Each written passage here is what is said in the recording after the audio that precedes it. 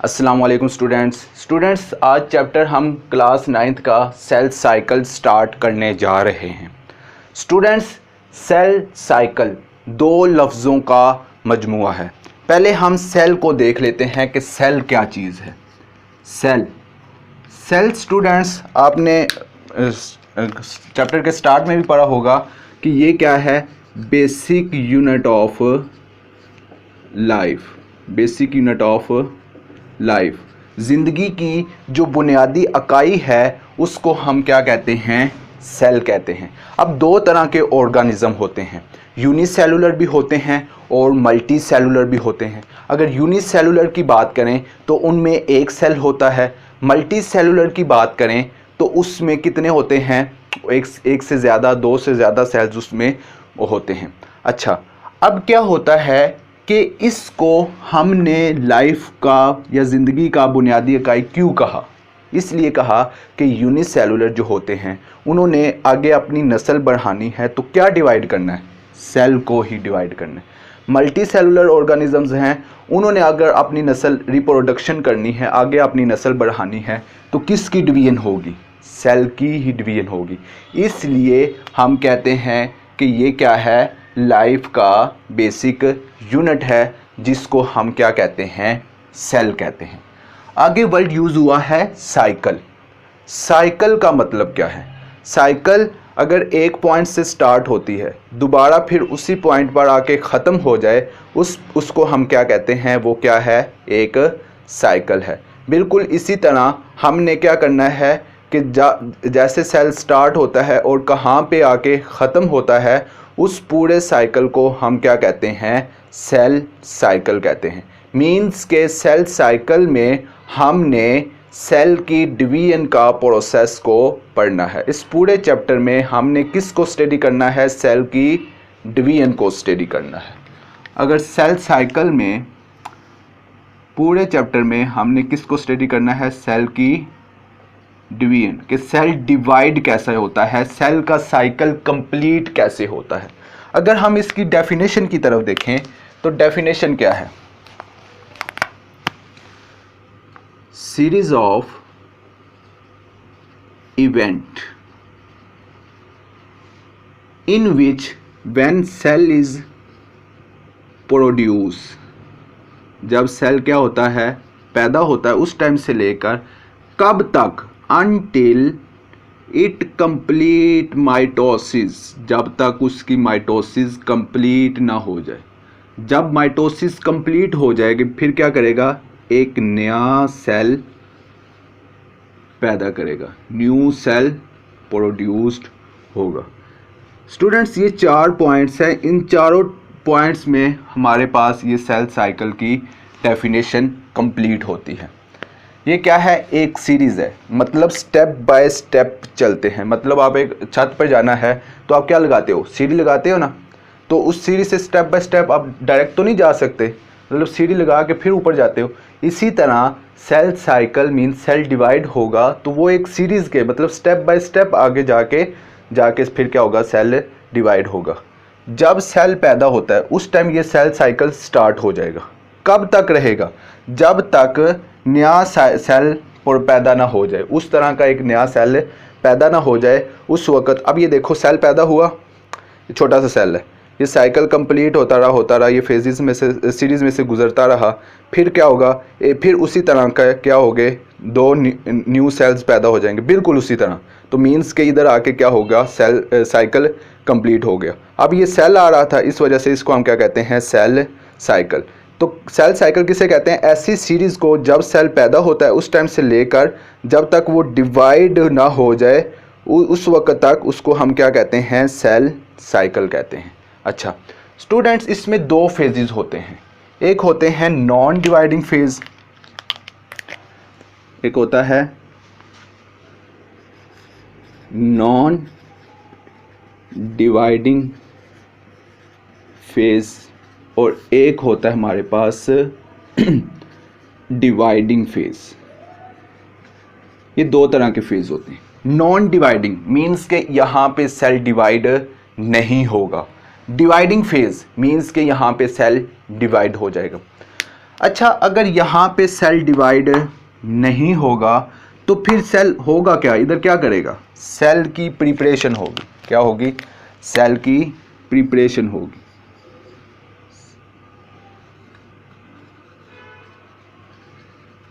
Cell तैयार होता है यहाँ पे। जैसा कि आप 9th क्लास में हो तो 9th क्लास में आप एग्ज़ाम की तैयारी करके एग्ज़ाम दोगे ना, बिल्कुल इसी तरह सेल यहाँ पे तैयार होगा तो फिर आगे उसका एग्ज़ाम आएगा ना, फिर डिवाइड होगा। इसी तरह क्या होता है कि सेल पहले नॉन डिवाइडिंग फेज़ मीन के सेल पहले तैयार होता है।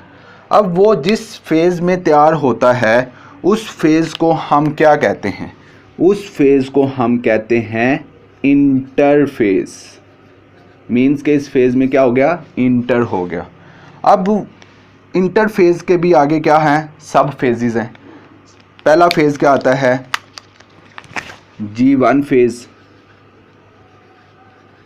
G1 फेज़, फिर आता है S फेज़, फिर हमारे पास आता है G2 फेज़। अब यहाँ पे इस फेजेस में सेल क्या होगा, तैयार होगा। फिर इसके बाद इस फेज़ में चला जाएगा, जब डिवाइडिंग फेज़ में चला जाएगा, जब सेल डिवाइड होगा उस फेज़ को हम क्या कहते हैं, उस फेज़ को, अच्छा डिवाइडिंग फेज़ में सेल क्या होगा, डिवाइड होगा। और जब सेल डिवाइड होगा जिस फेज़ में, उस फेज़ को हम क्या कहते हैं, उस फेज़ को हम कहते हैं माइटोटिक फेज़। अब देखो कि सेल पैदा हुआ, तैयार होना शुरू हो गया, उस वक़्त से लेकर कब तक, सेल डिवाइड होने तक, इस पूरे साइकिल को, सीरीज़ को हम क्या कहते हैं, सेल साइकिल कहते हैं। समझ आ गई। तो पूरे चैप्टर में हमने सेल की डिवीजन को स्टडी करना है कि सेल डिवाइड कैसे होता है। तो अभी हम स्टार्ट करते हैं इंटरफेस से। ये है इंटरफेज, मीन्स के यहाँ पे सेल क्या होगा, तैयार होगा। तो पहला फेज़ क्या है, G1 phase. G1 phase, G का मतलब ग्रोथ भी होता है और गैप 1 फेज़ या ग्रोथ 1 फेज़। यहाँ पे सेल की ग्रोथ होगी, बढ़ेगा सेल। समझ आ गई। अच्छा, इस फेज़ में क्या करेगा, अच्छा सेल एक ही है, आपने ये बात याद रखनी है, सेल एक ही है। जितना भी G1 में जाएगा, SP में जाएगा, G2 में जाएगा, सेल एक ही है। एक ही सेल में ये सारा काम हो रहा है। आपने ये नहीं कहना कि G1 फेज़ में कोई और सेल है, S फेज़ में कोई और सेल है, ऐसा बिल्कुल नहीं है। एक सेल है, उस सेल में ये क्या हो रहे हैं, फेजेस, मतलब उसमें सारे ये प्रोसेस हो रहे हैं। G1 फेज़ में क्या होगा, सेल जब पैदा होता है, सेल इज़ प्रोड्यूस्ड। जब सेल क्या होता है, पैदा हो गया, सेल अब पैदा हो गया, अब छोटा सा सेल है। अब क्या होगा, आपने एक बात याद रखनी है, उसके अंदर ऑर्गेनेली है, एक न्यूक्लियस है जिसके अंदर डीएनए होता है, एक माइटोकॉन्ड्रिया है जिसका अपना डीएनए होता है। अब उसका अपना डीएनए है, मींस के माइटोकॉन्ड्रिया मैनी टाइम्स अंदर सेल के अंदर डिवाइड हो सकता है। तो अब सेल के अंदर जो ऑर्गेनेली है, माइटोकॉन्ड्रिया एंड राइबोसोम्स, ये क्या होंगे, ये इनकी जो ऑर्गेनेली की तादाद है, क्वांटिटी है, वो अंदर बढ़ती जाएगी। अब राइबोसोम्स कैसे बनता है, प्रोटीन और राइबोसोमल आरएनए, जो कौन बनाता है, न्यूक्लियस के अंदर एक न्यूक्लियोलस है, जो इसे क्या कहते हैं, फैक्ट्री ऑफ राइबोसोम। राइबोसोम की वो फैक्ट्री होती है जो कि आरएनए बनाती है। आरएनए और प्रोटीन आपस में मिलेंगे, क्या बनाएंगे, राइबोसोम बनाएंगे। अब माइटोकॉन्ड्रिया के पास अपना डीएनए है, तो वो क्या होगा, मैनी टाइम्स डिवाइड होगा। तो इसका क्या मतलब है कि जब सेल पैदा हो जाएगा, उसके अंदर इन ऑर्गेनेलिज की तादाद बढ़नी शुरू हो जाएगी। अब देखो जो राइबोसोम है, इसका काम क्या है, इसका काम ये है कि प्रोटीन बनाना। जब राइबोसोम की तादाद बढ़ेगी तो मीन्स के सप्लाई ऑफ प्रोटीन की सप्लाई भी क्या होगी, बढ़ जाएगी ना, इंक्रीज हो जाएगी। समझ आ गई। अच्छा, जब इनकी तादाद बढ़ गई तो अब सेल क्या छोटा ही रहेगा, नहीं, अब सेल का साइज क्या हो जाएगा, सेल का साइज इंक्रीज हो जाएगा, बढ़ जाएगा। समझ आ गई। अच्छा, एक और काम इसका ये है कि ये एक एंजाइम बनाता है, ऐसा एंजाइम बनाता है जो किस फेज में काम आए, अगले फेज में काम आ सके, मीन्स के एस फेज में काम आ सके। तो उम्मीद है कि इस फेज़ की आपको समझ आ गई। सेल पैदा हुआ, इसमें ऑर्गेनेलिज की तादाद बढ़ती जाती है तो सेल का साइज़ बड़ा हो जाता है, फिर वो ऐसा एंजाइम बनाता है G1 फेज़ के अंदर ही। G1 फेज़ के अंदर सेल क्या ऐसा एंजाइम बनाएगा जो S फेज़ में काम आएगा। अब आते हैं S फेज़ की तरफ। ये हमारे पास क्या है, S फेज़। S का मतलब क्या है? एस का मतलब होता है सिंथेसाइज, मीन्स के तैयार करना, सिंथेसाइज। अब क्या तैयार करना? अब किसी चीज़ को तैयार करना है ना, अब क्या चीज़ इसने तैयार करनी है? एस फेज में क्रोमोजोम होंगे सेल के अंदर, न्यूक्लियस के अंदर क्रोमोजोम होते हैं, उसको क्या करना, डुप्लीकेट करना। क्या करना? डुप्लीकेट करना, मीन्स के उसकी कॉपी बना देना।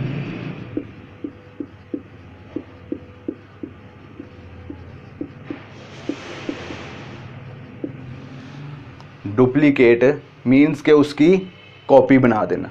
जब क्रोमोजोम डुप्लीकेट बन जाएगा, मीन्स के ये हमारे पास ये सेल है, ये हमारे पास सेल है, इसके अंदर क्या है, न्यूक्लियस है। अब इसके अंदर क्या है, अब देखो एक होता है क्रोमेटिन मटेरियल, एक होता है क्रोमोसोम्स। क्रोमेटिन मटेरियल उसे कहते हैं कि जब इसके अंदर जो थ्रेड लाइक स्ट्रक्चर है ये फैला हुआ है, उस वक्त इसको हम क्या कहते हैं, क्रोमेटिन मटेरियल। जब यही थ्रेड लाइक स्ट्रक्चर जुड़ जाता है, मतलब कंडेंस हो जाता है, उसको हम क्या कहते हैं, उसको हम नाम देते हैं क्रोमोसोम का। किसका नाम देते हैं? क्रोमोसोम का। तो एस फेज में क्रोमोसोम क्या हो जाएंगे, क्रोमोसोम्स डुप्लीकेट हो जाएंगे, मीन्स के कॉपी बन जाएगी इसकी। समझ आ गई? ये क्या बन गई, कॉपी बन गई। तो मीन्स के क्रोमोसोम जब डुप्लीकेट होंगे तो टू सिस्टर, ये क्रोमेटिड है तो कितने क्रोमेटिड्स बन गए, 2 क्रोमेटिड्स। तो 2 सिस्टर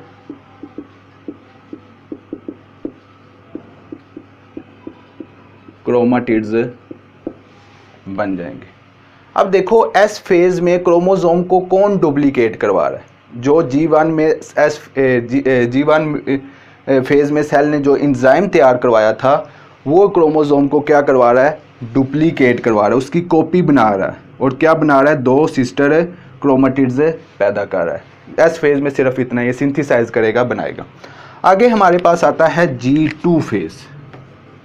कौन सा फेज आता है, G2 फेज। G2 फेज में क्या होगा, G2 फेज में उसके सिर्फ 2 काम है।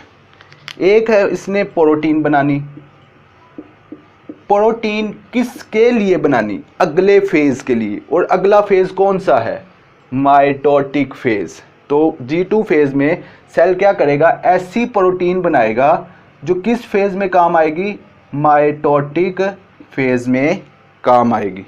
समझ आ गई? और दूसरा इसका जो मेन फंक्शन है, ये क्या बनाता है, स्पिंडल फाइबर्स बनाता है।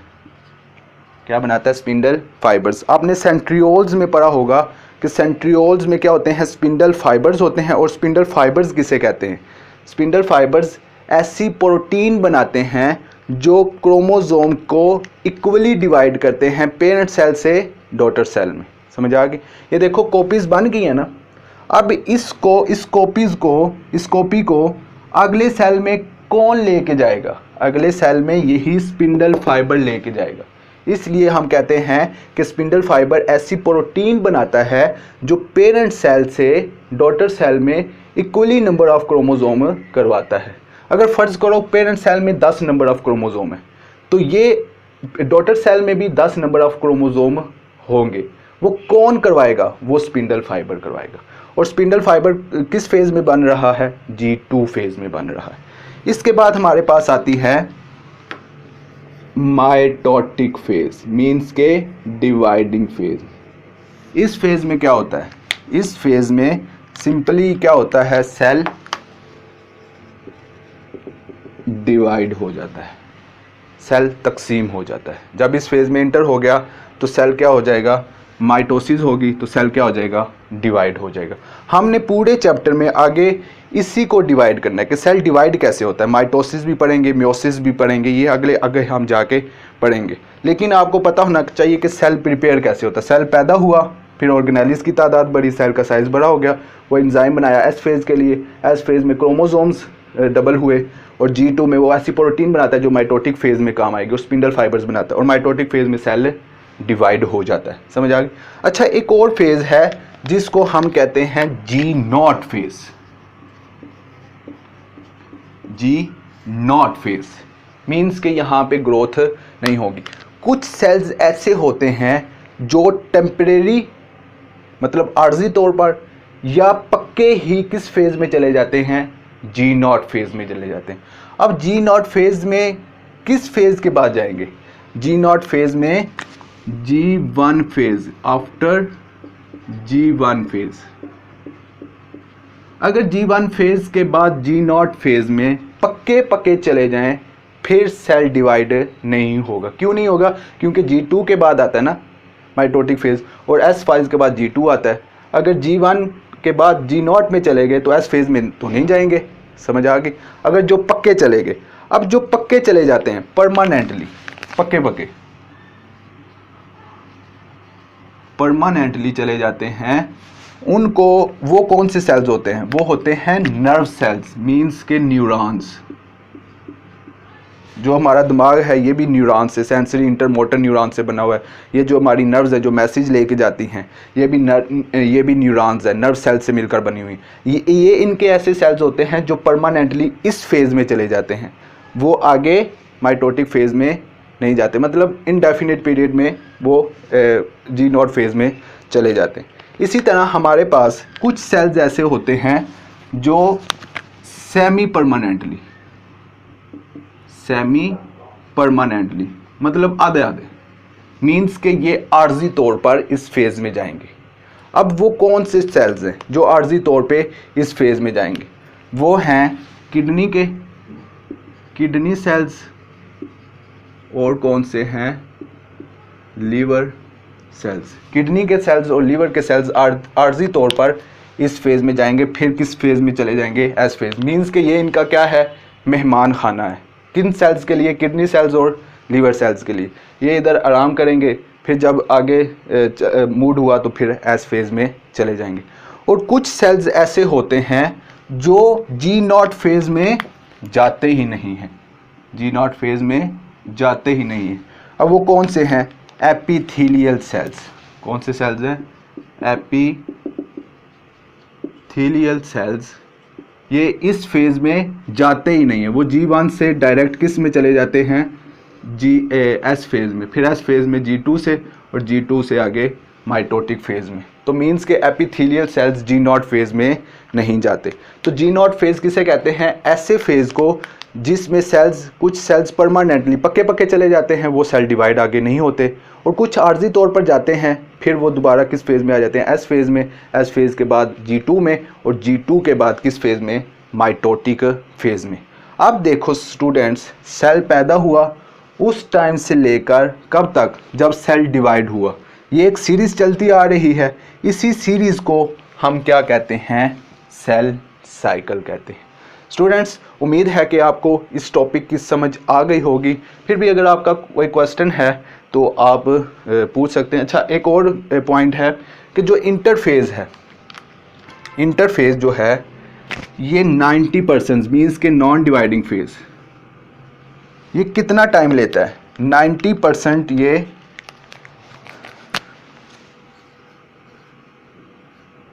90% मीन्स के अब फ़र्ज़ करो इसको 50 मिनट रिक्वायर्ड है कि सेल डिवाइड होना है 50 मिनट में, तो 45 मिनट कौन लेगा, वो लेगा इंटरफेस, और 5% कौन लेगा, मीन्स के 10% जो 5 मिनट लेगा वो कौन लेगा, डिवाइडिंग फेज़ लेगा। मीन्स के ज़्यादातर टाइम कहाँ खर्च होता है सेल का, वो ज़्यादातर खर्च होता है तैयार होने में। अब देखो एग्ज़ाम की तैयारी करते हो, एग्ज़ाम की पूरा साल तैयारी करते हो, जब एग्ज़ाम देते हो 3 घंटों में वो पूरे साल का एग्ज़ाम दे देते हो। बिल्कुल इसी तरह इंटरफेज़ में उसने क्या करना है, ज़्यादा टाइम 90% उसे टाइम रिक्वायर्ड होता है पूरे सेल डिवीजन का। समझ आ गई, यहाँ पे सेल तैयार होता है और सिर्फ 10% उसमें माइटोटिक फेज़ में सेल क्या होता है, सिंपली डिवाइड हो जाता है। मैंने एग्जांपल ली 50 मिनट्स 45 मिनट्स रिक्वायर्ड होंगे इंटरफेज़ के लिए और 5 मिनट्स किसके लिए होंगे, माइटोटिक फेज़ के लिए।